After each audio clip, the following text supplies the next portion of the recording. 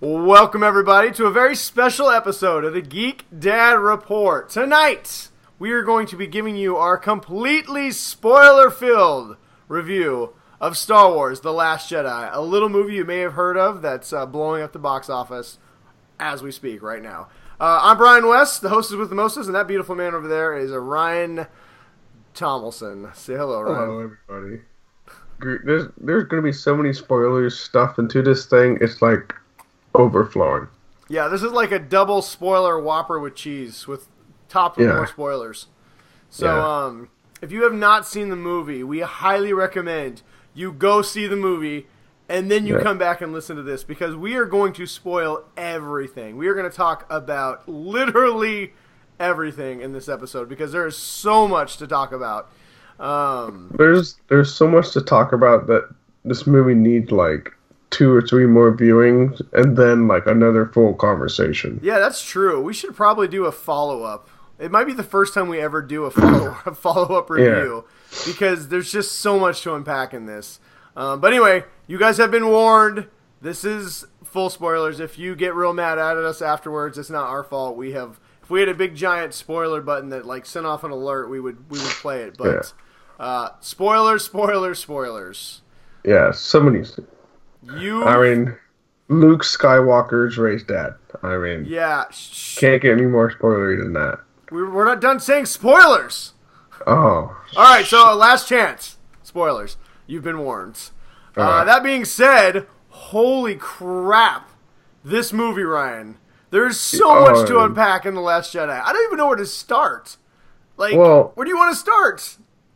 There's so many big deaths. Everybody dies. Everybody in this movie. Everyone except for everyone that we grew up and love is essentially dead. Okay, that's a slight exaggeration, but we did lose a lot of people, which we're going to dive into in this. But I don't know. Where do you want to start with this? Should we just start with... Let's just pick a character. How about this? Well, let's talk about the overarching story itself first. Okay. What did you think of this? So going into this, we all assumed that we were getting the middle chapter to a trilogy of movies that were based on The Force Awakens. We were wrong. We did not quite get that. What we got, in a lot of ways, is the end of The Force Awakens and kind of a kickoff of a whole new era of Star Wars movies. I think that's a really good way of putting it. I mean, it's... I thought it was just going to start with Rey handing off the lightsaber. Yes, and Luke saying something, cool. Okay, can we just talk real quick about one of my favorite moments in the movie? We've all been waiting for this, like you said, the handoff moment. We saw it at the very end of The Force Awakens. It was epic. They did the aerial's view where it's like the top-down spiraling, and she just stood there holding it, looking so serious, and Luke's just staring at her. Then she gives it to him in this one, and his hands are trembling, and you're like, "Oh no, this is gonna awaken something inside him." And then he looks at it and goes, and flings it over his head and just stomps off. We should have known right from that moment that that's how this movie was gonna be, because basically that lightsaber might as well have been our expectations. It was like, check him out the window. Yeah, I think I even looked over at my son. And I could kind of see the outline of his face. And I just saw him just kind of go Did he just throw them? Like, what? Well, it was such. I mean, they spent so much time. That lightsaber was basically Excalibur in The Force Awakens, and Luke just casually I don't need your stupid lightsaber. I tried to get rid of that thing. Why would I want it? Which, in retrospect, is probably a good thing. I mean, he lost his hand, and it was one of the. That lightsaber represents one of the worst moments of his life. Why would he want it back? And the little porg hops over to it later and I think he picked it up or something, right? He just kind of... No. There was 2 porgs. One was stomping on the activator switch, and the other one was looking down the barrel. Or the hilt or whatever. Do you want to talk porgs now, or do you want to talk porgs? Let's talk porgs later, because I got some stuff to say about that. Yeah, we'll save the porgs for when if it start to get too low, and we need to boost everything up. Yeah, but back to kind of the expectations. I don't know about you, but this isn't. when I left this movie, you know, I was a little disappointed. I know we talked about it, not because the movie was bad, but because I really thought this was going to be a different movie. I thought this was going to be a complete sequel, like the middle chapter of this story, this epic story, this very much like the original trilogy story that we kind of got hooked on with The Force Awakens. Are you saying that the last 2 years that you spent trying to come up with theories has been completely shattered? Yeah, and I mean, everything that you thought was going to happen was... If any of you had a theory that panned out, I guess maybe Snoke dying, which we'll talk about that later. Yeah, but that's an easy one to pick. That's something that you could have predicted. But name anything else in this that you could have predicted 2 years ago at the end of Force Awakens. Name one. Just one. I can't. No, they completely just... I think a lot of people are caught off guard. Yes. I think that's like a lot of problems that people are having, that they're caught so off guard because, come on, there's guys that are like our age that's like, oh, I've seen every Star Wars movie 100 million times. I can name every single planet. Like I know the series front and back, and they're probably upset because they thought they knew everything going in, and turned out they know jack shit. Well, and you bring up a good point, and honestly, this is not something I really thought we'd be discussing on this review, but because this is coming out after the initial reactions have come out, we can't avoid it. This is the 500-pound elephant in the room, is that a lot of people hate this movie, and I'm really... I don't know about you, when I left, I came home, I saw it on Thursday night, I went to the first screening here, where I live, and, you know, I'll get into more about my feelings of when like I said, I was kind of disappointed when I left, and I'm going to dive more into that,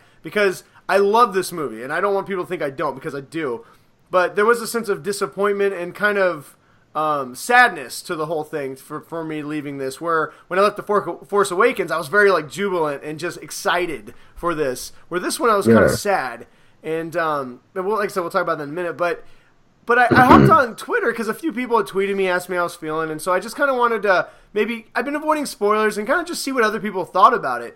And what I saw, I would have never thought in a million years. I could see people being disappointed about some things like I was. But, dude, there's so many people that hate this movie. It has a 50% liking by audiences on Rotten Tomatoes, which is on par with Justice League. I mean, it's actually lower than Justice League. I cannot... And if you go to the comments, people just loathe this. People are cursing Disney, saying, you ruined my life, you know? And I'm like, what? Yeah, because these people don't want to see Luke Skywalker, you know, going out the way that he did. They wanted Luke Skywalker to walk out and just kill every stormtrooper and just, you know, force crush everything. I wanted that, but I understood why we didn't quite get that, right? That made how Luke makes a lot more sense to the story that we were given than if he just all of a sudden out of nowhere shows up on his like, listen, I wanted Luke Skywalker on the last planet. I don't remember the name of the planet. Sorry, everybody. I haven't had a chance to process everything in this movie yet and commit it to memory. But on the cool planet that had like the salt on the red soil, which by the way is one of the coolest effects I've seen in Star Wars. Yeah, this movie was. I think this is the most beautiful Star Wars movie ever made. Like some of the things in this were just breathtakingly great, visual wise. Yeah. But I wanted to see Luke flying on his X-Wing and take out all those TIE fighters. I didn't want it to be the Falcon. I wanted it to be Luke. And then I wanted him to jump out of his X-Wing doing a backflip, land on the ground, and then take all those walkers and crush them together, and then do this and blow them out of the sky. That would have been one of the greatest things I've ever seen. And then chuck his lightsaber. And it goes and hits something and comes right back to him. Yes, I wanted the Darth Vader Rogue One moment, right? And everybody would have cheered and loved it, and then later you would have thought to yourself, that was the most out-of-character, most misplaced scene in the entire franchise. It was great, but it made no sense. The Vader one made sense in Rogue One because that's Darth Vader. That was never really Luke Skywalker, and it's definitely not a Luke Skywalker who's completely shut himself off from the world and turned off from the Force for the last 30 years, right? Yeah. So, literally turned off from the Force, apparently. Yeah, he just said, no, he turned off the Force. That's why everybody's like, how could Rey sneak up on him? Well, he turned off the Force. So apparently there's a light switch you can turn off and on. But, and that's not the only reason why people hated it, but I was just shocked that the vitriol that I mean, I tweeted something out, and oh my god, I've gotten like a bazillion responses, and all day long I've been arguing with people. In fact, people have started taking to my Twitter comments and arguing with each other now. It's turned into a Reddit thread, and it's just shocking to me how many people hate this movie, and I just don't get it. Right? I think it's kind of like how we've been touching on that. There's a lot of people that have been fans for a very long time, and I think that they were expecting something that was this movie was a complete 180 on what a lot of people were expecting, and I think that takes a lot of people out of their comfort zone when it comes to Star Wars, and because they want. I mean, yes, we wanted The Force Awakens Part 2. Yes, but I did. We didn't. I'm not gonna say that's what I wanted. That's what we expected. Yeah, that's what we were expecting, because it's. I give them more credit for coming out and doing the exact opposite of what everybody was expecting, because it just made it that much better. Well, it makes more sense for the universe. So if they want to keep releasing Star Wars movies, and we've all said we want more Star Wars movies, you want new Star Wars movies every couple of years, they can't just be about one family. They have to be about an all-inclusive universe, a giant universe of heroes and villains. And this movie did more than any other Star Wars movie in history to expand that universe and make it big.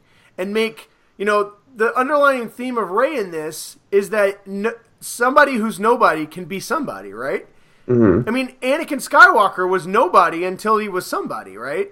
And that's kind of what this gets back to the roots. If anything, a lot of people say this movie is less like Star Wars. I say it's more. This is the most like A New Hope of any of the movies. I know a lot of people say that The Force Awakens ripped off that, but I don't think it did. This one is more. This one is closer in the themes of the New Hope than any of the other movies have been. And I don't know. I don't want to spend too much time talking about all the reasons why people hate this.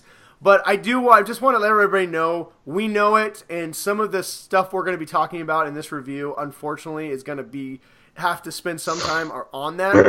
Because we're going to talk about why we think some people hate it, and why we loved it, but the things that we didn't like about it. But I'm sure there's some of you who are going to watch this review and want to be convinced of why you should like this movie. And hopefully we can give you some of that. So just want to kind of get that out there before we go any further. But Rey has less training as a Jedi than Luke did when he started. Okay, now that's true, and I want to address that particular gripe with people. A lot of people, by the end of this movie, Rey is very powerful, and in this movie, a lot of people thought she was going to get training, and as you're going to find throughout our review, she got no training. She got one day. Dude, he said, reach out. Now there's a lot of humor in this movie, and I've heard complaints about that as well. I do not agree with any of them. The humor in this is so great that I can't even handle it, right? A lot of it's very meta. It's very much... literally the first 5 minutes was a comedy spoof. Within the first 5 minutes. Well, no, the first 5 minutes had such a good mixture of drama, character drama. I'm sorry, that whole bombing sequence with Rose's sister was so intense. And you took a secondary character that we were never going to know her name, and you made her somebody. Yeah. And you killed her in 2 minutes, right? I mean, you made her somebody and you killed her, and you will always remember that bomber pilot. When Star Wars usually just kills people off real quick, right? Extras are dead immediately. You don't remember their names. All right, so wait, I just want to say really quick before I forget. This is how sucked in my son was to the movie. He got those box of nerds, like the big box of nerds. Yeah, you mean like everybody watches this movie? Big box of nerds? His favorite candies. Didn't even open it up. Really? From the start of the movie. And when the movie was over, I looked on his cart and I'm like, get your empty box so we can throw it away. And he picked it up. He goes, oh, I totally forgot I had this. He's like, it was just sitting on my lap the whole time. And I didn't even open it. Dude, my daughter always has to go pee at the end of this movie. She's like, Daddy was so good. I didn't even have to get up and go pee. I forgot I needed to pee. I'm like, you know what? And Ryan, you don't have to apologize. Just jump in anytime you want to. I tried to make a format for this review, but there's just so much in this. I couldn't figure out how to talk about what. There's no way to make a format for this thing. I mean, we're just going to talk. This is going to be an hour long. This is just for you and me. Yeah. So we can get it out. This is an hour-long conversation between friends where we're just going to talk about Star Wars. So hopefully if you guys are at home going, talk about this, hopefully we'll hit it. If we don't, we can always we're always open in the comments or on Twitter or anyway, and we will just continue to carry on this conversation about Star Wars for a long time. It's been less than 24 hours. That is not enough time to process this movie. No, it's not. In fact, honestly, I saw it Thursday, and all day today, like I felt one way when I left the theater, and all day today, all I've done is think about Star Wars. Possibly because I've had like 7,000 Twitter comments, and I've had to, but I just keep thinking about it, and the more I think about it, the more I love this movie, and I got to see it again. It's so listen, we were talking about the bombing sequence. I mean, that was the whole start when they're trying to take out that dreadnought. Oh God, how about Poe? Poe is turned into one of my more favorite characters. He was good in The Force Awakens, but he is so great in this. I can see why you like him. He's brash. I got a message for. He's loud, and he just wants to make a big explosion. He wants to blow stuff up. I'm Poe Dameron. I got a message for General Huggs. Yeah, is General Huggs there? Excuse me, I couldn't hear you. What? I'm holding for Huggs. I'll wait. Rebel scum, you will be killed and destroyed, and everything will be wiped out. Everyone you love is going to die. I'll hold. I'll hold. Still holding for General Huggs. And then finally by the end, he's like, "Can you hear me? Hello? Can you hear me?" And he's like, "Sir, I think he's toying with you." But I love what they did with General Hux, because in the first movie, General Hux was like way too mustache twirling evil, right? I just didn't buy him. So in this, they didn't change his character. He's still the same mustache twirler. They just did a better job of interjecting comedy into it that made it better, right? So, like, even the way that Kylo treated him, like, once he killed Snoke, Kylo's just flapping him around, slapping him, throwing him into walls. It's He's like, "Oh, hail the Supreme Leader." But yeah, that bombing sequence was just amazing. I mean, the bombers were a little bit slow, but that's what bombers are. They're slow. They usually take heavy casualties. Did you see how many bombs she dropped from just that one? I love that part, and they're like, "Sir, here come the bombers," and the Imperial or the First Order guys like, "Well, of course they are." Of course, it's just everyone had such a sense of where they were in this movie. Like, these felt like real people. They felt like, in The Force Awakens, as much as I love The Force Awakens, the beginning of that movie especially, I rewatched it on Wednesday before I went and saw it. It's jarring how much the people in that movie feel like they're actors in a Star Wars movie. Like, they're so excited to be in a Star Wars movie, you can almost tell that they're trying to be in a Star Wars movie, and it doesn't really feel natural until Han shows up. This movie doesn't have that, man. Like, you believe every one of these people is part of this big universe.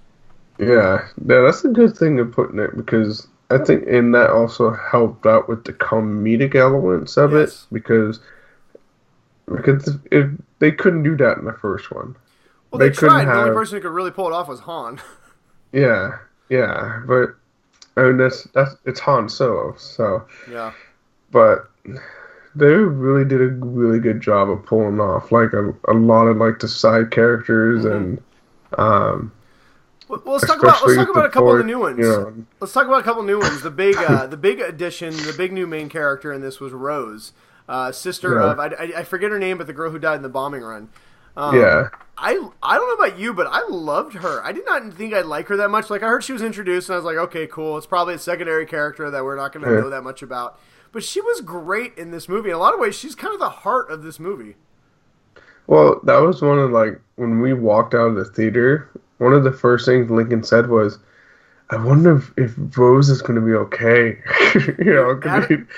Addison, man, my oldest, she was disturbed. She was so mad when Rose is like, ugh. My daughter's like, she better not be dead. I swear to God. And I'm like, I thought she was dead. I thought they killed her. I was like, I was really like, no, not Rose. Like friend's new lady. Well, and I love the line she says, this war's not going to be won on hate, or rebellions can't be built on hate. They have to be built on love, right? Mm-hmm. And it was such a great line. She really humanized the struggle that people are having in this movie. And she did a good job of showing like the heart of the resistance, I think. Yeah. Exactly.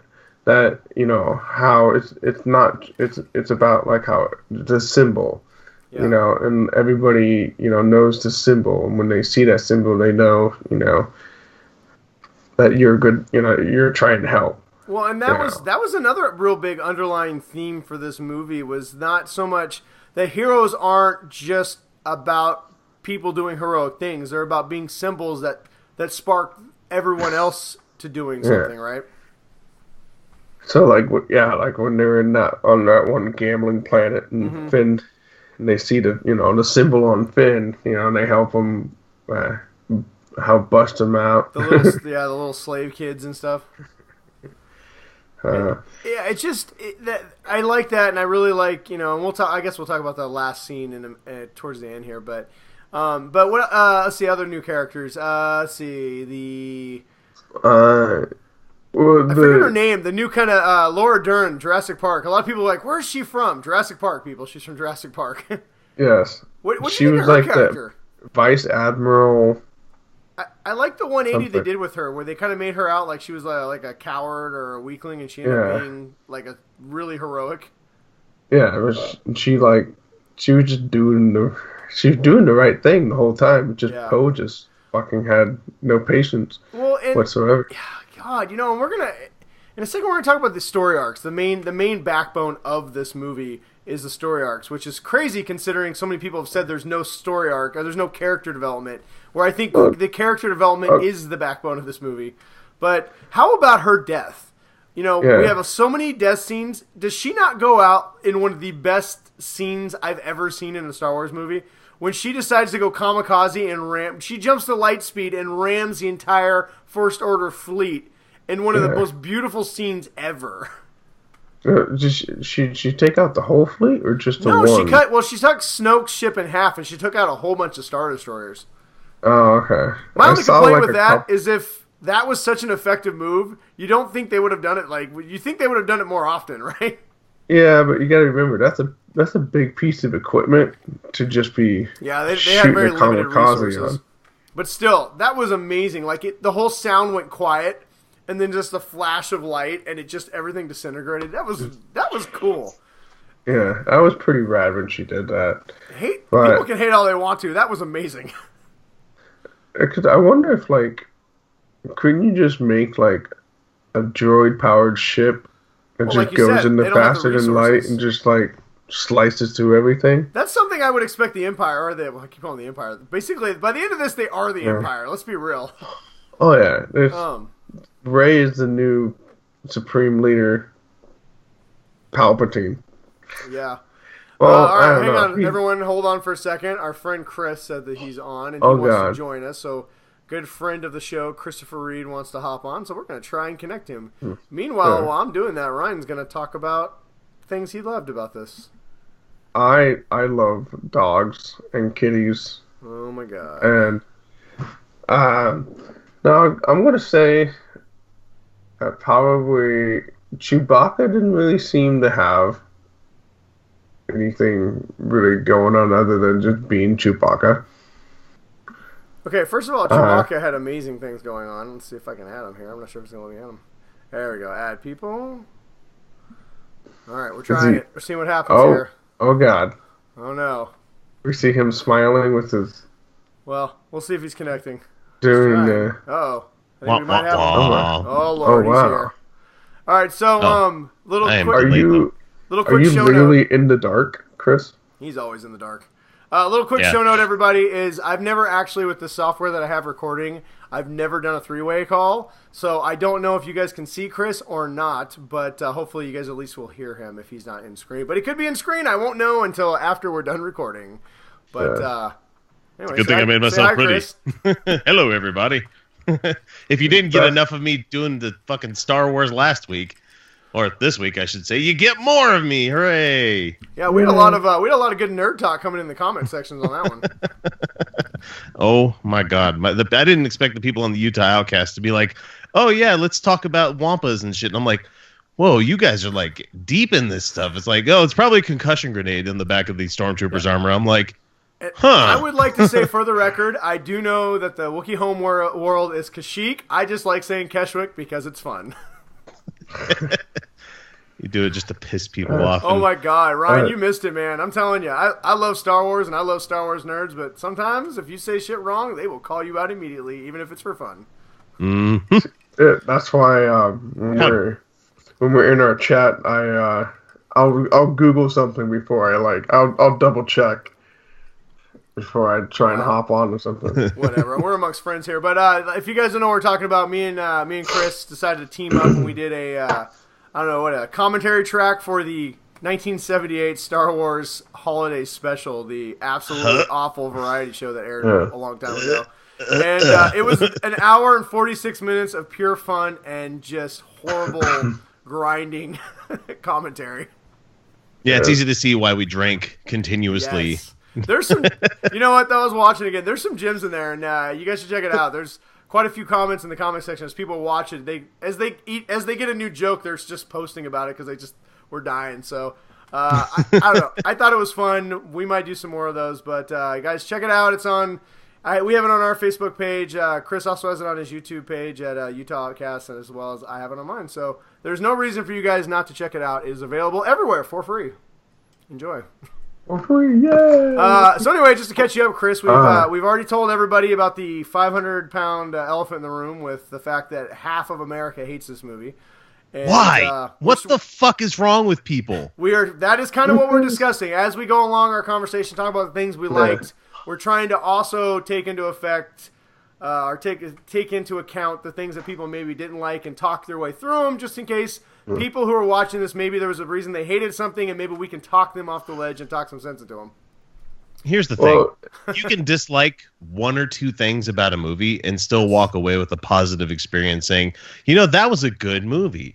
For people that are just making these petty as fuck gripes that are just driving me insane, the whole Leia doing the Superman fly back to the bridge. We have a movie about space wizards. Come on, people. Space wizards with light swords. I forgot about that scene. Who cares? It's the Force. When I watched that, I thought to myself, oh, okay, I guess they're not going to kill her. That's cool. I guess the Force kicked in and saved her. That was it.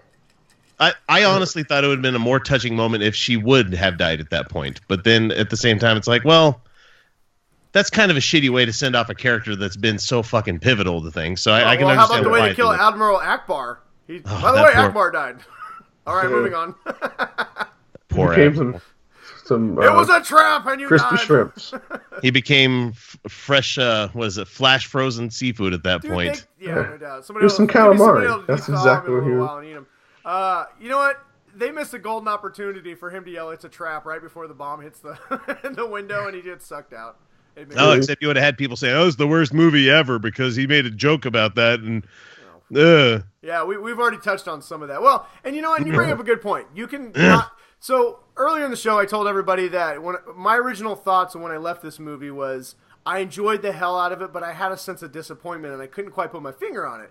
And so I guess now's the best time to explain that than ever, since you bring up that you can dislike a few things about the movie, but still really enjoy the movie. I went into this movie with expectations, like a lot of us did. I expected the sequel to The Force Awakens, like we've already talked about, Ryan, and I didn't quite get that. I got the end of The Force Awakens and a whole new movie starting off a new chapter in Star Wars. And I wanted to see an epic Luke, and I wanted to see more of what I saw in The Force Awakens, which was a rehash of the original trilogy. And what I've realized is, leaving this movie, I realized a couple things. One, our Star Wars is dead. My Star Wars, Ryan's Star Wars, Chris's Star Wars. It is over. The Force Awakens was the last, they took the last spark of the original trilogy, and JJ managed to expertly craft that into something that looked like the old trilogy, made us feel a little bit like the old trilogy, but kind of gave us something different. And he took everything he had and put that into that movie. We were not going to get that again, and as well we shouldn't. That was a magical 3-movie story that even George Lucas couldn't recapture in his own prequels. So, the fact of the matter is I was disappointed because Luke died. You wanted Rey to hand Luke the lightsaber. No, I didn't Luke want turns that. it on. I genuinely love the new cast. I love Rey. But you know what? The themes that we've come so accustomed to. Oh, we all knew Snoke was the next Emperor, and we all knew what was. Kylo was gonna be redeemed. And you know what? No, we don't know any of that stuff. It's all gone. Everything we thought we knew is gone, and everything we loved, that's over, and we're getting some new stuff to love. And it's great, but it's different. And part of me was sad because it's like the passing of... It's that moment where you realize that you've gotten older and the thing that you loved is now something else, right? So I wasn't disappointed because I didn't like this movie. I was disappointed because what I thought I still was gonna get, I realized that that time had passed. And now, Chris, you put on Facebook earlier today, you put one of the best things I've heard so far about this whole thing is, this isn't our Star Wars anymore. This one is, we had ours. We got 6 movies. Yep. This one is for the kids. And you know what? We actually got a 7th or an 8th if you include Rogue One and The Force Awakens. But now this is the kids. This is for the next generation of Star Wars fans. And it has to grow. It has to move on to something else.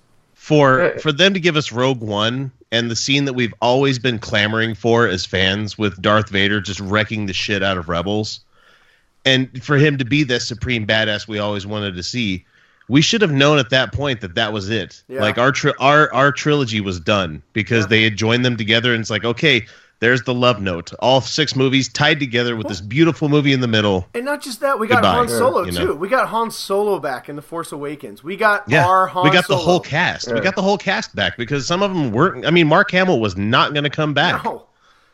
Until he saw that everybody else had joined on, and he's like, well, fuck. And so, I guess I have to now. And so that was my disappointment. When I left, I wasn't disappointed because this movie was bad. Yes, there's a few choices in this that I'm still kind of scratching my head, but you know what? When you see the next movie, all those things could be answered in the next movie, right? So I don't hold that against Rian Johnson, but I would have loved to see a few things a little bit differently, like with Luke. I would have liked to see a little bit different ending for Luke, even though I think this is perfect.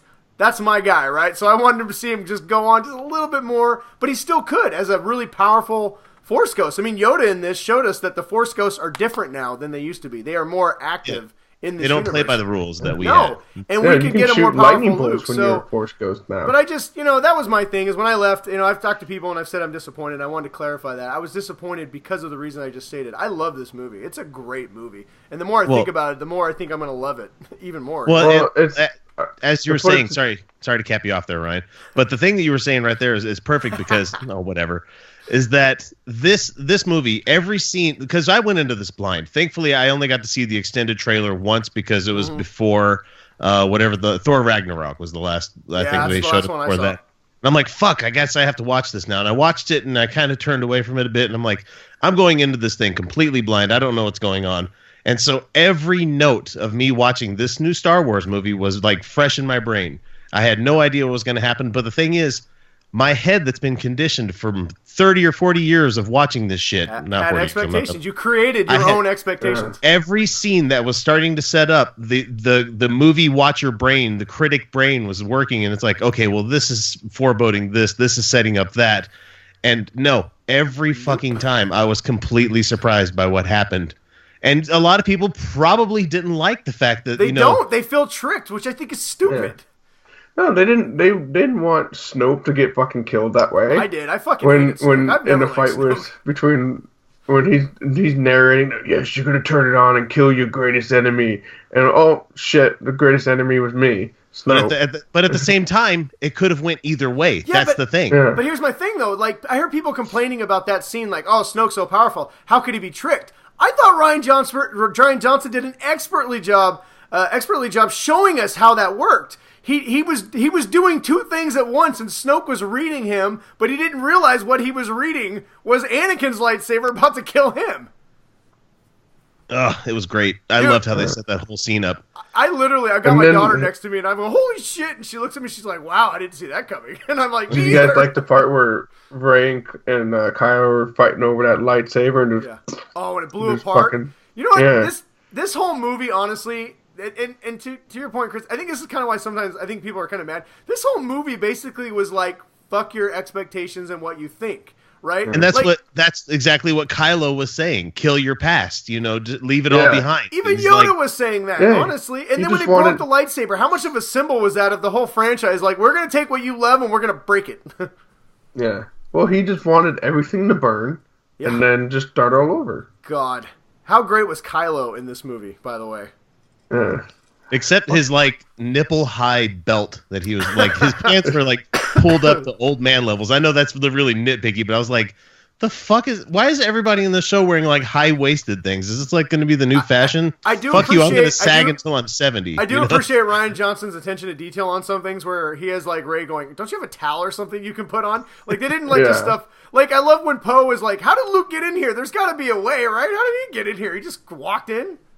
So was force projection that way? No, that's a new power. That is a new force power. Okay, because I was like, I don't think I've seen that before, but they were like really playing that up. They expanded the ability to use the force in this by a lot. And like the thing is, ramped it up. You have to keep in mind he kept himself out of the force for however many years. Like when Kylo went on and did his thing, and he wanted to disappear, he separated himself from the force.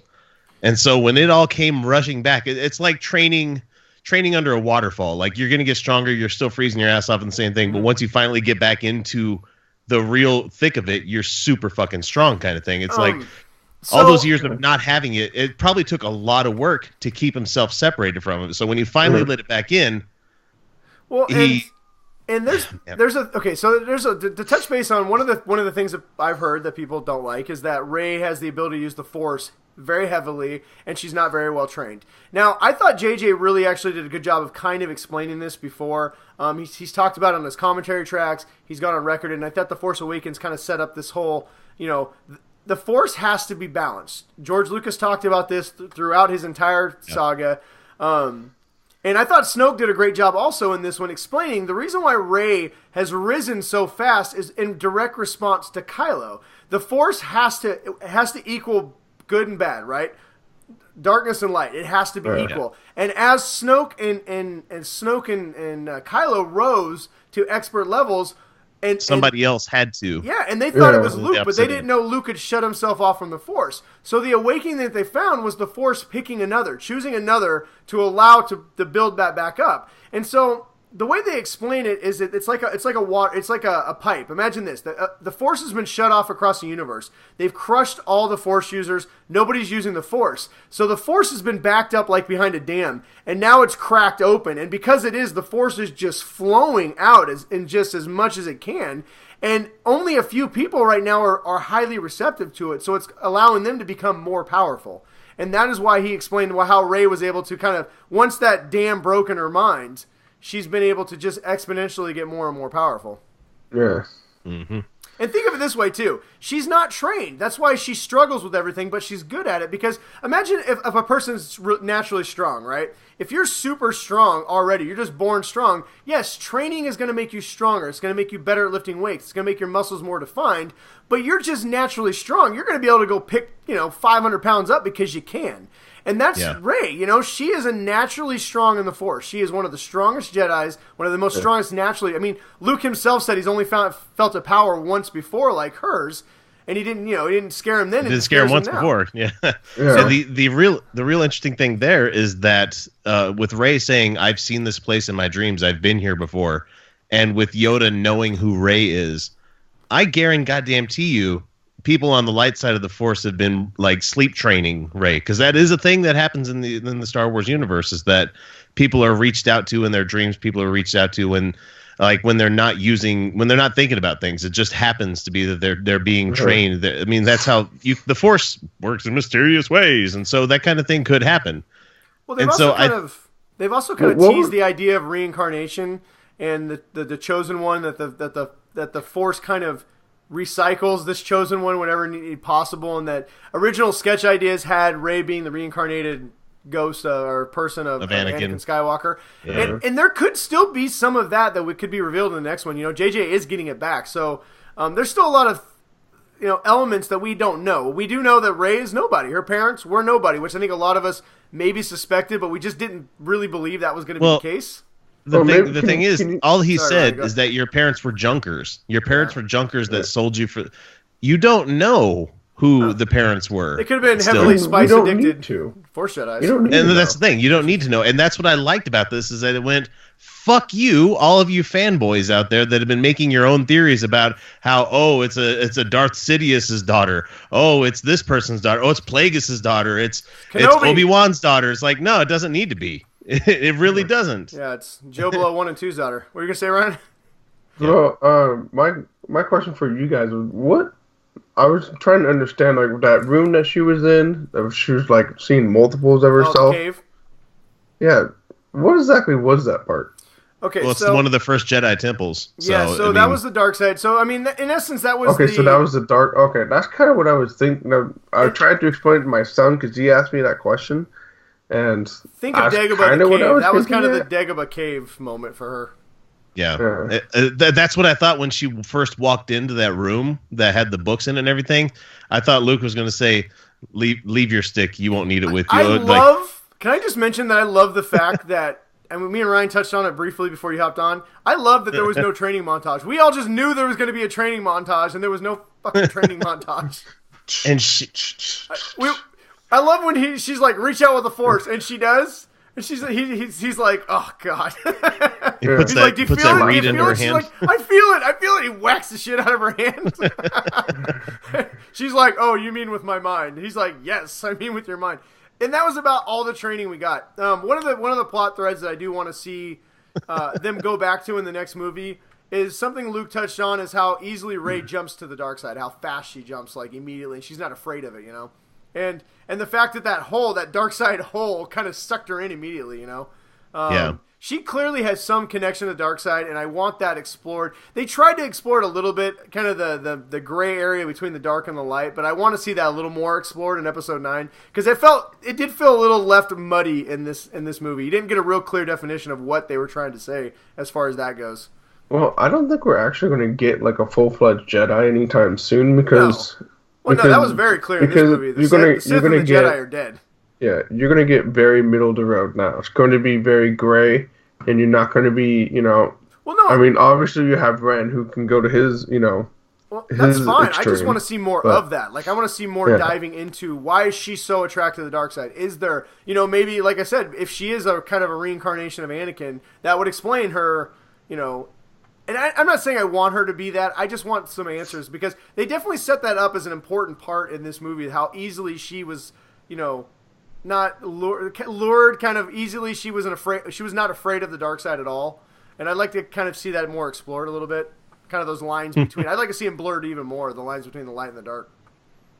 I also like that where we didn't get any kind of extra backstory on Snoke at all. He was just big bad guy.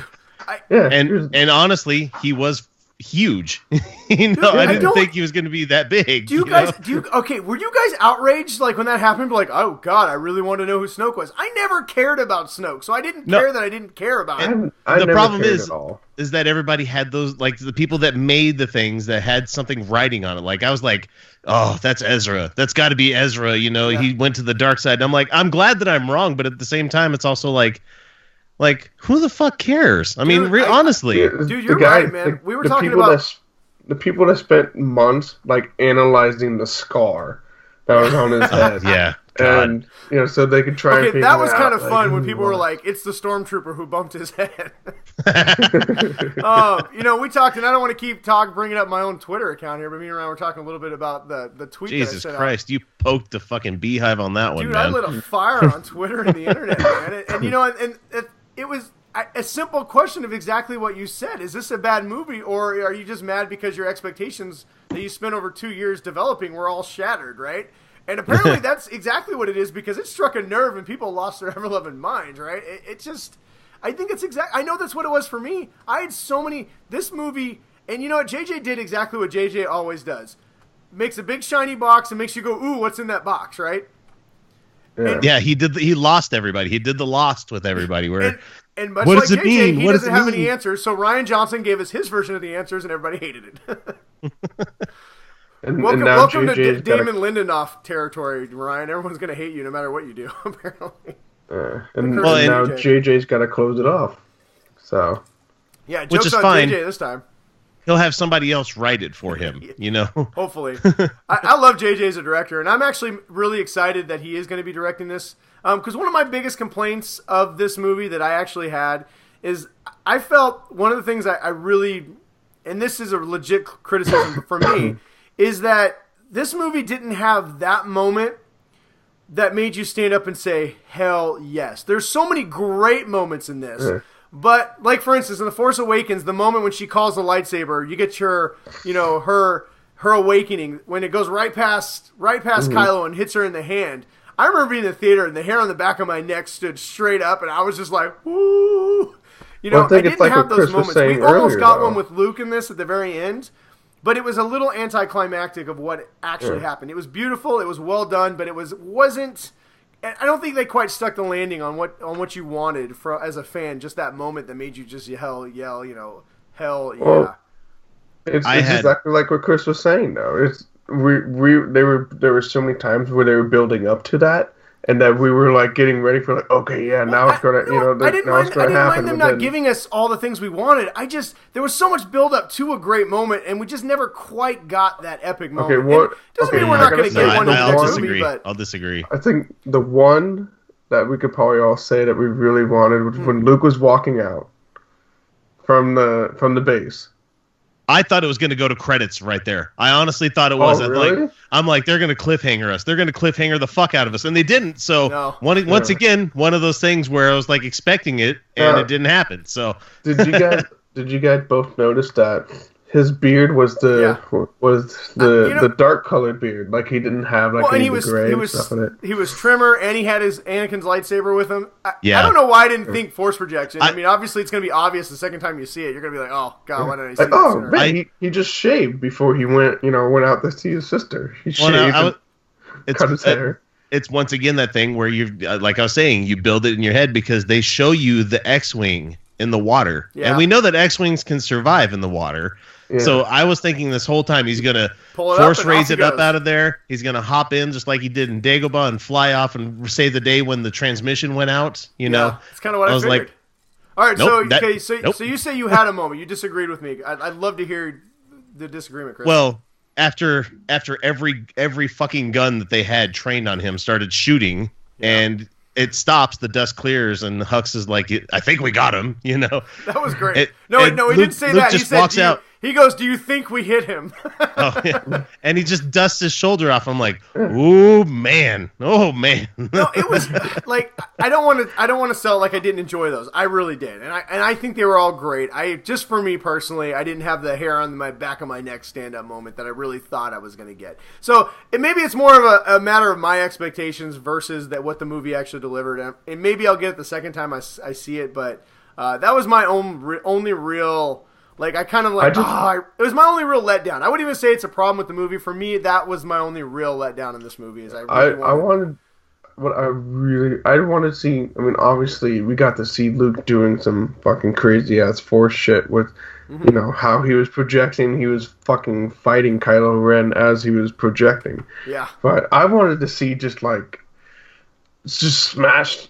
something. I mean, it always, we got to see him do the most powerful Force thing we've ever seen before. Sure. But I wanted to, I wanted to just smash all the fucking AT-ATs together. Damn it! I've waited 30 years to see Luke Skywalker do something truly epic, and I mean, I guess what he did was truly epic, but not what I wanted to see truly epic. So I guess once again, this isn't Rian Johnson's fault. It's my bad expectations built up in my own head. Exactly. And you thought that Laura Dern's character was going to somehow do something heroic, but you had no idea she was going to turn it on them and go sublight. You missed our conversation about that. That is one of my favorite scenes in this movie, and I think it's one of the most epically beautiful scenes in any Star Wars movie.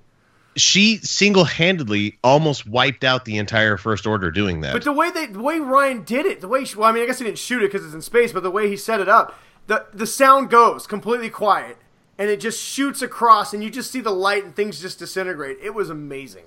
It was anime made into real life. That's how you do anime in real life kind of thing. I want a Dragon Ball Z movie like that, people. And the thing is like that's one of the few times in Star Wars where I can actually go, that's some hard fucking sci-fi. That is hard sci-fi right there, because for people that may not care about the physics of it or anything like that, when you could shoot a ball of aluminum, like a little 1 centimeter ball of aluminum, and if it reaches light speed and hits something, that's the same thing as like a fusion bomb going off. Yeah. It is a lot of goddamn energy blowing out. I love that the energy took the sound. That's why it got quiet. Yeah, it was that was well, great. And why didn't people just start doing that before? Well, that's what I started thinking. I'm like, That's what we were talking about. It's like, we maybe the rebellion doesn't have the resources to do it, but come on, the First Order, they'd be launching ships at as many people as they can get their hands on. Well, and it's like it makes you wonder, like who are the rebels and who are the good guys, because like they like let themselves go to like kamikaze attacks at that time, and it's like that's the sign of a military that has nothing left, So yeah. Well, okay. So God, so many interesting questions. Yeah, we've already been talking 50 minutes. We could talk another hour on this easy. This could easily be like a 6-hour recap. Unfortunately, nobody will watch a 7-hour Last Jedi review. 7-hour 3 so guys. Let's get to the real star of this movie. Let's get to what stole this movie for me, and I think the real hero of the Last Jedi is Rose. Oh, the porgs. The porg. We already talked about Rose. She's amazing. So you missed your turn on that one. I fucking love her. The porgs. Everybody was Chris, so worried. She was the first person that my son asked about when we were done. He was like, "Is she gonna come back?" Dude, yeah, Rose is great. What a great new character. But the porgs. Let's talk about the porgs. Everyone said the porgs are gonna ruin this movie. I thought the porgs were perfect for this movie. They lightened it when they needed to. They were spot on funny, not too annoying, and super cute. And I loved every scene the porg was in was a good scene. I still wonder how they fly. That's just me though. No, the best part is the way they fly. Chris wants to go dissect them. The best part is the way they fly. So we already covered the two porgs, one looking at the lightsaber and the other one stomping on the activation button. But my single favorite moment of the porgs was when Chewie's eating the porgs, right? So he's cut off the head. He's got these roasted porgs. The feet are still on it. He's about to eat it, and he looks, and all these porgs are watching him, right? They're like, "Oh my god, you're about to eat our friend!" And so he yells at and they all leave but one, and then the last one's like, and then when he yells at that one, the porg doesn't fly away. The porg does this, whoop, doesn't move its wings. It's like somebody had it on a fish hook and just yanked it straight up in the air. The effect was hilarious. I was just dying.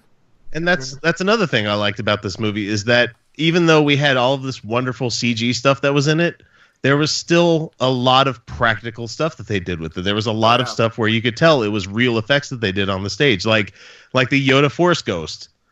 Anybody else extremely happy that we had puppet old ass Dagobah Yoda? I will say this though.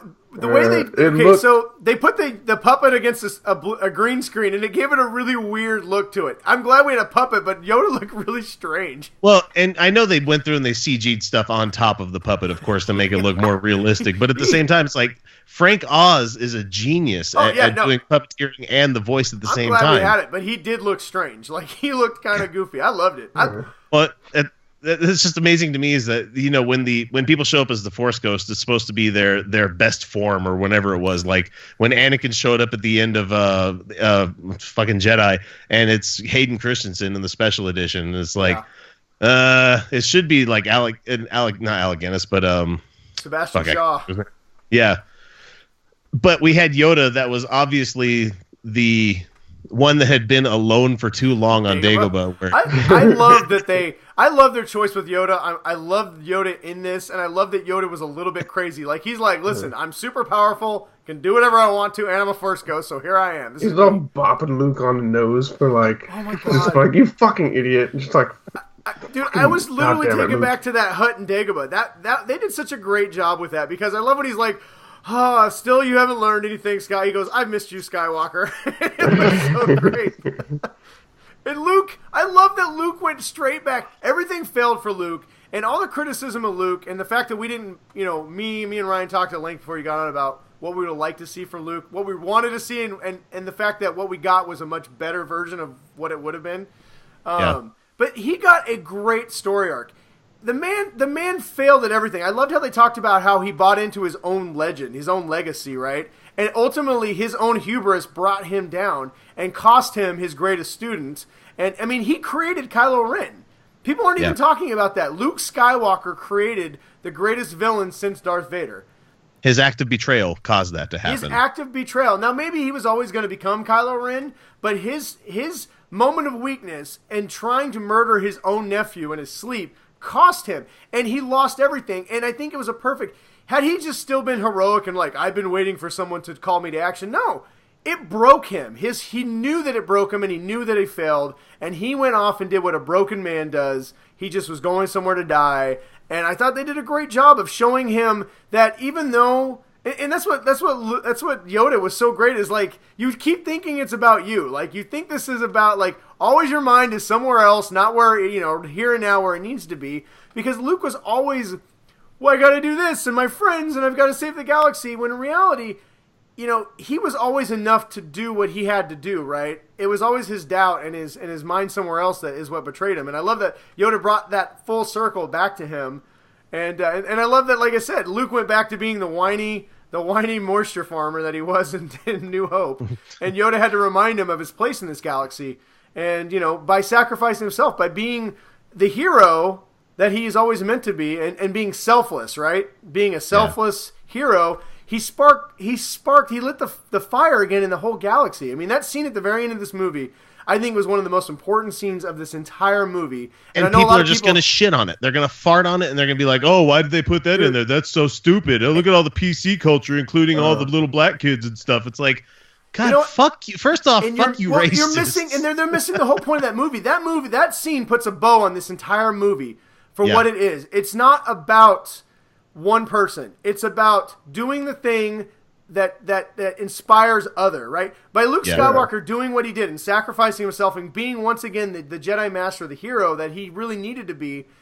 Every kid now knows the story, and every young little Force sensitive is now inspired to become the next Luke Skywalker. So not only, and I hear people saying, "Oh, they just did this to set up Rian Johnson's trilogy." Fuck you. Maybe they are, maybe they aren't, but they expanded this universe in a way that no one ever has with that one scene and what Luke did. And now Luke is the most important character once again in the entire Star Wars universe. Yeah. Well, and it gives them, it shows that like even like these little kids, got his fucking broom. He wants to be a Jedi now. Damn it, I just got the hair on the back of my neck stood up. That was my hair on the next scene. I didn't even realize it when I was watching it. It was so subtle, too, the way that the broom came to his hand. It's like, most people miss that. They're like, oh, he grabbed a broom. I'm like, no, he didn't grab anything. Yeah. It came to him. Like, God, you guys... That's why I'm so mad about the people that are pissed off about this movie. I'm like, did you even watch the same thing I did? I had the worst seats in the theater. The worst seats. Front row, all the way to one side. Oh my God! No, and this was 3D, so the 3D was kind of fucked up watching it. And so I really believe that once they stopped, once they realized that this was, you know what, the marketing department. I want to give kudos to the Star Wars marketing department because number one, the trailers completely didn't give anything away. Yeah. Made you think it was something else when it wasn't, and there was two things that they said in the trailers that completely apply to our review, and I'll cap this review with these two things. I mean, we'll keep talking, but these are the things that you need to know. Just breathe. Breathe. Just breathe. And this is not going to go the way you think it will. Which is a perfect review of this movie, right? And the moment people realized that, I think people checked out and just got mad. And so they didn't watch. Well, because they want to be able to connect the dots in their brain. They want that movie that their brain is making do.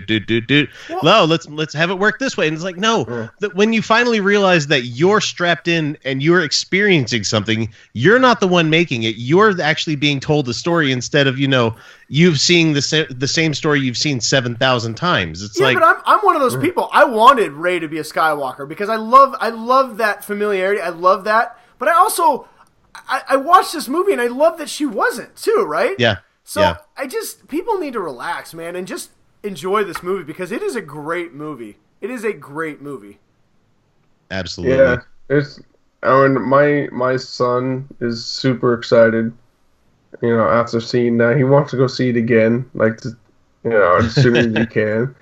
And it's kind of like at the very end, he was like, "So is that kid going to be the next Jedi?" Because Possibly. At the very end, maybe Rey's just gonna start training a whole bunch of fucking people. Who knows? I mean, and a couple things. The Resistance has literally 30 people left. I mean, I don't think they really have. Well, I do. That much. I think we're gonna get. I mean, we can talk a little bit in a second about what we think is gonna happen a little bit in 9, but I think there's gonna be a time jump. I really think we're gonna. Because the first two movies took place over a couple days, I think we're going to get probably a couple years maybe before the next one. Give the Resistance time to rebuild a little bit, Rey a chance to train. And anybody who's saying, how's Rey going to train? She has the books, the Jedi books of the Wills or whatever that they have. Those books, the Jedi Temple book. She has them. They were on the Falcon in the last scene. The boring stories that Yoda's like. Real page turners they were not. Dude, I love the humor in this. Dude, how about when Chewbacca kicks in the door on Luke and Luke's like, Chewie? What are you doing? I honestly thought, I was like, God damn, Rey is not holding back at all. I forgot that Chewie was there for a second. Oh, okay, and another thing people are complaining about, how about the Force nuns or whatever the hell they were, the caretakers? They were hilarious. Like, how they kept doing stuff to them, and they just kept getting madder and madder. Rey cuts off the rock. Yeah, cuts the rock, and the rock falls down in front of them. And they're just like, anybody who wants to talk to me about too much humor, if your first sentence is there's too much humor in this movie, I'm not even going to talk to you because I loved every laugh I got in this. I loved the levity. I loved the seriousness. I love the Force. How about that Force? How about that lightsaber duel with Kylo? We all thought, oh, Kylo and Rey are teaming up. No, they weren't. I mean, they did, but they weren't. Yeah, that was an amazing. For a whole 30 seconds. That whole choreography for that whole fight scene was amazing. Oh, it was so brutal and raw. It wasn't. I love how it wasn't really. It didn't seem like it was choreographed, right? It seemed like it was a dogfight. And those First Order guys were like, they weren't tough as shit too. Dude, everything in this was real brutal and real raw. I mean, look at the Phasma. I mean, Finn. Obviously, Phasma, R.I.P., a character that she really was Boba Fett. I mean, hey, she didn't die on camera. She didn't actually. You didn't see her perish. She's dead. But she fell into a fucking fire pit. Never mind. I hope we get a little bit more for Finn. I hope they figure out. I feel like they really didn't know what to do with Finn in this movie, so I like him as a character. So hopefully in the next movie he gets a better story arc. I think. But what's your take on this? Should he have died, or was it okay that he got saved? I mean, it's okay that he lived, but I think him dying the way he did, they set it up. I think it would have been fitting, and I think it would have been an amazing death. I do too, because he came from an area where he was just a normal stormtrooper who, in the eyes of just normal people in the Resistance, he was a hero. But if he would have offed himself there, stopping that cannon, he would have been made into a legend, a martyr kind of thing. Even for me, more in a storytelling line than even that is think about his character. Both movies, all he's wanted to do is run. Get away, run away. Run. Yeah. And this was the time he's like, he even said it, I'm done running. And it was powerful. I do love that Rose saved him. I thought that was great, but and like I said, I hope they just. I mean, I liked him and Rose's little subplot, but me and Ryan were talking a little bit about it before we started recording. I've heard some people say that Canto Bright had nothing to do with the story. I disagree. That was a really long story arc in Poe's growth as a person because he had a mission that he sent people on, a brash mission that eventually cost most of the lives of the Resistance because of that mission, they eventually found out the escape plan was found out, and a lot of people died because Poe did something that he shouldn't have done in the first place. So there was purpose to that, and we got to introduce to the little slave boy who eventually we find out that he's one of the spark of the galaxy now. But but I do feel like there was a little bit of we don't know what to do with Finn in this movie, so let's have him do this, right? Well, I don't think they know what to do with Poe, though. I don't know what they're doing with Poe at the same time, because in his comic book run, which is canon, the comic book stuff is canon from Marvel Comics and Disney, because they own all that shit. I mean, the Phasma comic was good. I wish we would have got more from her, because she went through a great redemption run where she was killing people that knew that she turned off Starkiller Base's shields. That was a great fucking comic. But the Poe comics... Poe made the same mistakes that he made on this bombing run, that got people needlessly killed, and he was a hothead. This is like the third time that he's had to learn this lesson. Well, I think when Princess Leia finally stunned him, I think he might have got it. He might finally got beat into him. Yeah, clearly they're grooming him to take over for Princess Leia. I mean, I guess we're kind of wrapping this up here. We can talk a little bit about Episode 9. We're not going to obviously have Carrie Fisher. Her untimely passing is, besides being sad, it's very unfortunate for the story because she's such a big part of this story going forward. Do you guys think that they're going to just write her out, she'll die, or do you think they're going to recast her? They won't recast her. They're gonna Grand Moff Tarkin her. That's what I think. They've already gotten the approval to use her likeness. So yeah, I think they kind of have to, right? But I mean, the rumor is that Poe is going to kind of be the new Princess Leia. Like they're kind of grooming him to take over the rebellion, or the Resistance, or I don't know. Is it the rebellion now? Because they said it's the spark of a rebellion. I mean, they're basically the rebellion now, right? Because the First Order is now running the galaxy. They've taken over. And I don't. That's the other thing that them going to that casino planet brought up to me is like, I want more of this stuff. Which I hope Rian Johnson gives us the expanded stuff. That's not just the rebellion, not just all this other stuff going on. I don't want to see like a day in the life kind of movie or anything like that. But I'm just saying, like, you showed all of these people that are wealthy as fuck from being from the war economy that they've got going on, gambling their days away, and there's still all shitloads of oppression.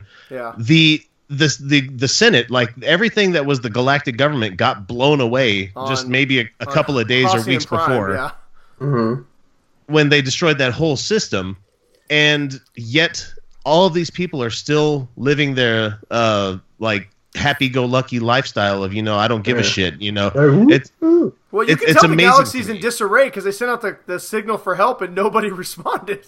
Yeah, nobody gave a shit. And I don't know if it's because it would really, really do it for me in episode if we get to episode 9 and like the droid army comes back somehow, like the separatists really somehow come back. That brings up a good point that I don't think a lot of people have made, and Rian Johnson is not getting credit for. This movie did more than any other movie to tie in the prequels. Like, the prequels were very much the DNA of this movie. I mean, Canto Prime looked like something straight out of the prequel era. They had those like things, the skiffs that looked a lot like pod racers. Luke Skywalker literally laid out Darth Sidious. The first time we've heard a new era person talk about Darth Sidious and laid out the entire thing. And it felt very much like we're embracing the prequels in this movie. You fans can go to hell. And for people that still hate on those, go watch them again. They're not as bad as you remember them. Attack of the Clones is pretty bad. There is a edit of it that was done by Frodo Baggins, whatever his name is. Does it not have the Sound of Music middle? Yeah, he went through and he made like a fan edit. I can't remember the guy's name for some reason. Does it have the pairs, the floating pairs? The worst use of the Force ever? I've never sat through the whole thing, but the way that I saw him cut it together, I'm like, this is already a lot better. But I mean, like, Revenge of the Sith and like half of the Phantom Menace is really good. I agree. Hey, you know what? Bring back Jar Jar. Just don't make him a main character. Bring in cameos. Bring more. I want more tie-ins to the prequels. I want this to be one giant universe of movies instead of everyone trying to forget they happened. They didn't. They happened. Deal with it. Suck it up, people. Yeah.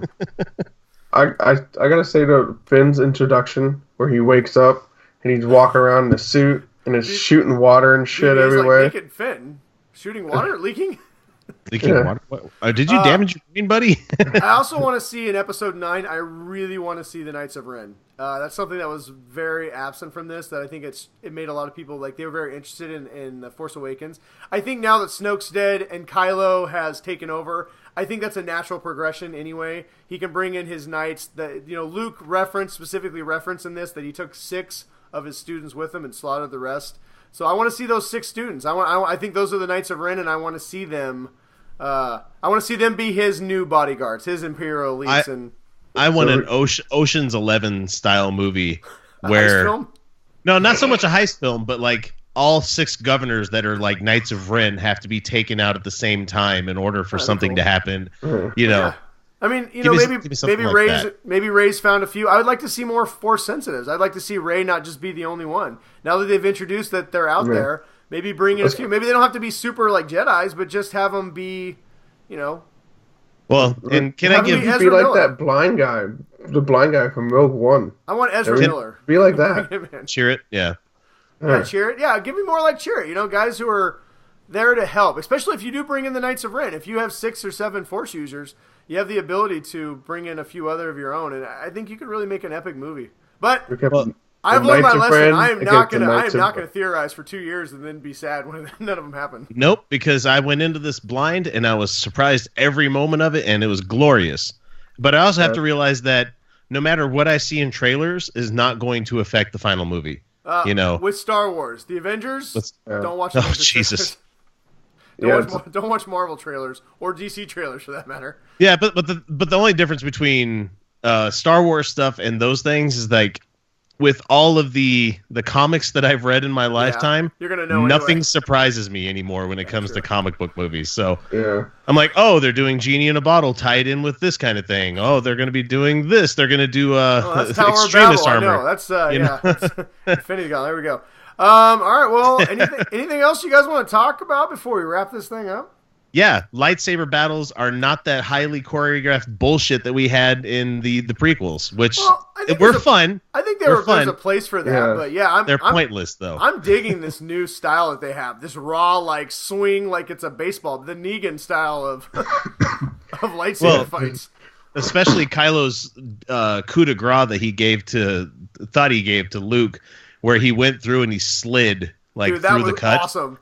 That was fucking awesome, man. That was awesome. How about when Luke did the Matrix? Blew over the top. Yeah, Kyle, you know what? Okay, that's one thing we kind of started talking about and we didn't. Kind of wrapping up. Let's end this on the new main villain, man. I was watching this movie halfway through and I'm like, Snoke is just not a convincing villain. Who's going to be the villain? And all along it was Kylo. It was who we thought maybe right from the beginning. He said, you know what? I'm done with trying to be nice. I just want to be bad. JJ told us that in the first one. He wanted to extinguish the light, which was something new for us. Usually it was always, I don't want to be dark. I want to be, I've got the darkness. This is like, I've got the light creeping in. I want to get rid of it. And he finally did in this movie. I think he fully embraced his dark side, and he is, in some ways, he's more dangerous than any of them because he's completely out of control, and he's not full of robot parts, so he's got access to the entire Force, unlike Darth. And he's a lunatic. But I thought it was a great arc that he had, man. It showed him just going from being the whiny emo Kylo to fully like, you know what? F you, F the whole universe. I'm killing everybody. Well, yeah, and when at the very end where he kills the guy, what was it? He said, "I want to go down there" or something like that. And he kills the guy. And he's like, "What do you say?" And you're like, "All right." No, he didn't kill him. That was Hux. Hux like, "Are you sure, son?" And he force slams him against the wall. Yeah, and he that's falls right. down. He force slammed him against. And the guy's like, "Right away, sir." He pushes the button. I think that it's interesting to me that Hux looked a lot younger in The Force Awakens, and in this one it's like, oh my god, have you been smoking 2 packs a day and drinking a quart of gin every day? The one moment I want to say, which is great, is when, just to make sure that you knew that Snoke was dead, they go back to his lifeless body. His tongue's hanging out. His eyes and the legs fall out of the chair. Hux is about to cry, and he's and then he's like, "I'm going to shoot Kylo," and he's like, "Oh crap, he's awake," and he put it away real fast. That's going to be an interesting dynamic in the next movie. Yeah, because I don't think Hux wants to conquer the entire galaxy. He just wants to carve out that portion. He wants Nazi Germany Kylo. Plus a bunch of other places, but He absolutely hates Kylo too. So it's going to be. We'll see how this goes, but that'll be his redemption in 9. Yeah, but I love Kylo. I love that we're not going to get a redemptive arc for Kylo. I don't believe. I think we are leading up to a final showdown, an epic Rey-Kylo showdown, and I think it's Rey did glorious. The best she could. Rey did the best she could. You know what? And for all the people who are pissed because the canon no longer exists, you are getting a version of the canon. Rey and Kylo are basically Jaina and Jason. Yeah. And in those comics, they fought to the death in the very end of those. There was no redemption. Jason went to the dark side and became Caedus, and Jaina had to fight him to the death. Yep. And it didn't turn out well for Jason. So. You are going to get Rey, and you are going to get Kylo. And I think that's why so many people were pissed, because they really thought that she was going to be his twin. And, I mean, maybe there's a little twin cest going on there. I mean, they had some moments in this movie. But I don't think so, and I'm glad they didn't do that. But we are going to get that in the next movie. I firmly believe we are going to get Rey and Kylo. They'll probably kill them both in the first 10 minutes, and we'll have 2 new heroes, but...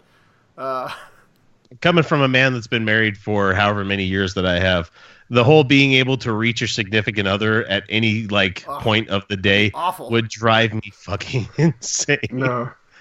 I like how he just was it just me, or did Kylo seem kind of creeperish? He's like, "Hey, man." Hey there. I like how he didn't have a shirt. He's like, "What's up?" Hey, I was taking a shower. Next time we do this, I ain't gonna have pants on, just so you know. Yeah, he was totally doing a Weinstein there, where he's like, "Oh, I'm just going to be in the shower masturbating," and then... Oh, my bad. I didn't know I didn't have any pants on, babe. What's up? You caught me at a weird time, but since we're here, let's talk. You want to touch? Hey, young men listening right now, it never works. Yeah, don't do that. All this shit you're seeing on TV now, do the opposite. These guys are terrible people. All right, anything else? I'm sure Ryan's about to pass out. It's 5 a.m. over there. in Eastern there. Russia where he lives. Yeah, what side of GMT are you on nowadays? Jesus. I'm on the East Coast. What's that in Zulu? Real quick, Ryan, final thoughts. What'd you think of the movie? Recommend it? Yes, no? Final thoughts. I enjoyed it. I'm still in the processing mode of it. I think probably like over the weekend, and then by the time I see it a second time, I'll be able to kind of, because for me, I missed a lot of stuff that's going on the screen. I had to ask my son after, like, hey, on the scene, what happened? Like there, like okay, but overall, I would probably say it's in my top 5. I would probably say maybe my 4th, maybe 5th favorite Star Wars movie. And really, I think it's kind of like what we've been saying. This movie is really for our kid generation. This is more of a closing up for us, and then we get this. We have to just suffer through it and start something new. Exactly. We have to start brand new on Star Wars. But for all these kids, they get to start with the new. So they're so it's great. We're handing off the baton essentially, and then we just kind of get to watch from the background. But I enjoyed it. I think people should still go see it. If you're gonna be a big fucking crybaby, then go to Brian's Twitter and leave a comment on there so we can just see how. Why not? Everybody else in the fucking universe has. Chris, final thoughts? So for me, this would rank number 2 on my list. I'm still going to give it to Rogue One as my favorite Star Wars movie so far, because that hit all the right notes in all the right places, and the ending of it was something you did not ever see in a Star Wars movie before. But this one, easily number 2, and then with Empire shortly after that. And the fun little love notes that we had for this being the Act 2 of this new trilogy, the trench war going on, the AT-ATs coming up to them, them trying to put up a fight with speeders on the ground. I'm like, this is a lovely little love note to people. The running away from one base at the beginning when they're trying to get away from things. It was great that it hit just enough letters where people are like, it's a tribute to this, but you're still going to see people out there like, oh, it's just a retelling of this. I'm like, no, not at all. And I loved how smart it was. There was people that are going to disagree with me there, but the whole caravan running out of fuel thing was a great plot device. You did not see that one coming. You thought, this lady's just going to be doing this, and she's doing this for vanity's sake, and she's never going to relinquish the ship. She's never going to try for anything else. And it's just no, they had a plan all along, you dumbass. And it's just, but yeah, fucking love this movie. I'm going to go see it again in a day or two. Kids are excited to see it, and I can't wait to half watch the movie watching it, and then also looking at them to see the things that are coming up that are big things, like when Yoda pops up, and I'm gonna be like, oh, yeah, that's Yoda. Oh, it's fun. It's fun being a dad, being able to share these things with kids. And I will fully admit, when Luke joined the Force, I cried. I'm not even gonna fucking. I'm not even gonna. How could you not? The twin sons and the because he had his twin sons moment. Yeah, he had his second twin sons moment where he resolved to leave. Oh, okay. One last thing. I could have gone the rest of my fucking life without ever knowing where blue milk came from. Yes. I honestly could have gone. There was a few weird choices in that. That was one of them. And he has his container full, and he's like, blah, blah, blah, blah. He just enjoyed delicious, isn't it? He enjoyed it way too much. It's all warm and lumpy still, just Well, the only thing that'd been worse is if he would just squirted it right into his face. If he would have a squirt bottle instead of a container, a container thing, and he's all from a long distance away, a long stream of jetty milk going into his mouth, it'd be like, people would pay you for that on the internet, sir. Yeah, definitely. Great movie. Well, I guess that leaves just me. You know what? Ultimately, I probably talk more than anybody on here, so I don't know what's left to be said on my end. All I'll say about this, there was moments that disappointed me for sure. But overall, I absolutely love this movie. I'm with Ryan and Chris. It's top. It's probably top 3, one of the top 3 movies that they've ever made. It's magical. It captures everything that Star Wars is. Maybe it didn't live up to the expectations I put on it, but that's my fault, not the movies. And the more and more I think about this movie, the more and more I find this movie was right and I was wrong with the expectations.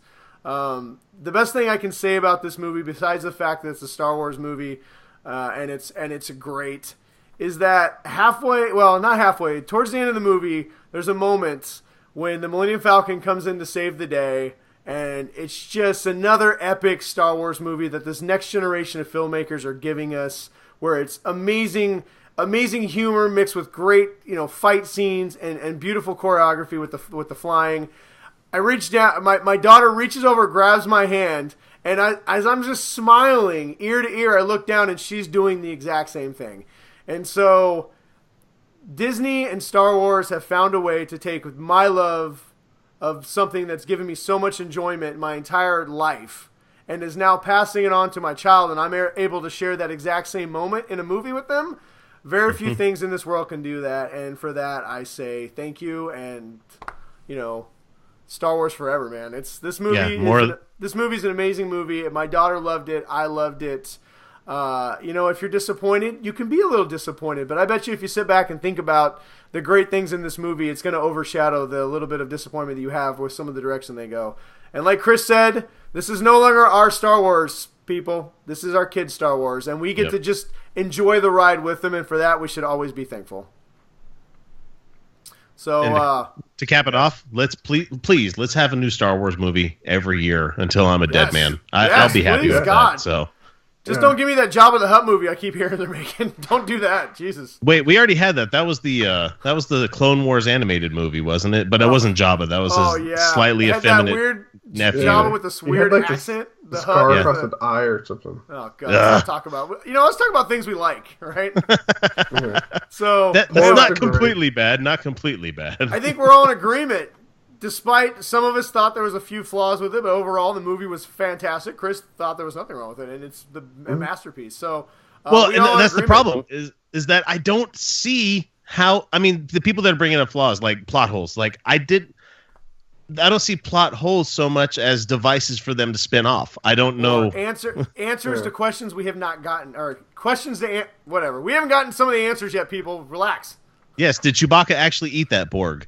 Yes, my money is yes. If not, that's a wasted pork. Well, and as we talked about in our chat earlier today, Brian, with Kyle from my show, where we're like, he had to catch that, he had to kill it, he had to take its head off and clean all the guts off and take the feathers off. Like, there's no way that he didn't eat that thing. I thought it looked pretty good. I would have eaten it. Yep. Yeah, it looked pretty delicious. But it tastes like chicken. Anyway, The Force Awakens, another great movie. The Last Jedi, fantastic movie. The Geek Dad Report and the Utah Outcasts all recommend that you go see this movie at least 5 times. Yep, I'm going to go see it again. Make up for all the people that are one and dones. All right, well, unless you guys got anything else to say, I'd like to say thank you for joining us. And as always, may the Force be with you. Stay nerdy, everyone. Deuces.